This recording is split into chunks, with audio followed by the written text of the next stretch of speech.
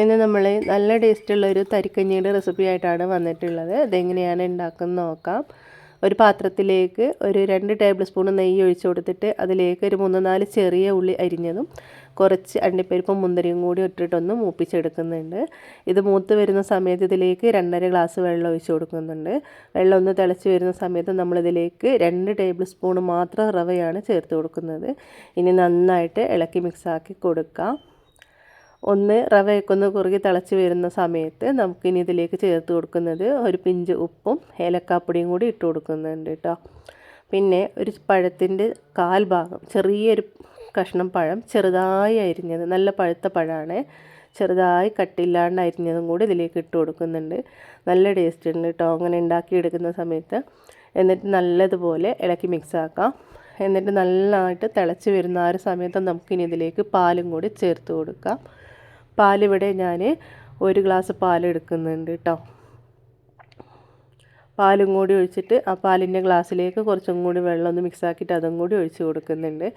നമ്മൾ റവ കാച്ചിയെടുക്കുന്ന സമയത്ത് ഒരുപാട് റവ ചേർത്തിട്ടുണ്ടെങ്കിൽ ഈ കുറുക്കി എടുക്കുന്ന സമയത്ത് വേവിച്ചെടുക്കുന്ന സമയത്ത് അത്ര കട്ടിയായിട്ട് തോന്നില്ല.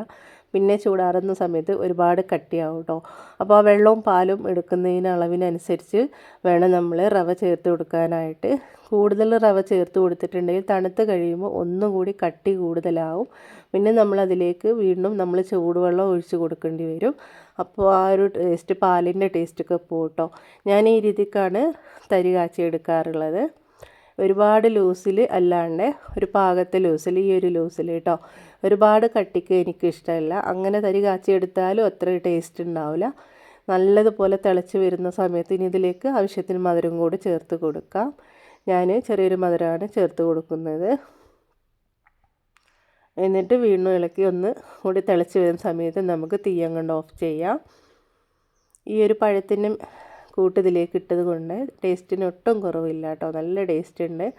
നമ്മൾ ഈ പാൽവാഴക്കൊക്കെ കുടിക്കില്ലേ, അതിൻ്റെ ആ ഒരു ടേസ്റ്റ് വരും കേട്ടോ ഈ ഒരു തരിക്കഞ്ഞിക്ക്. ഇതിനി ചൂടാറിയാലും ഒരുപാട് കട്ടിക്കാവില്ല കേട്ടോ.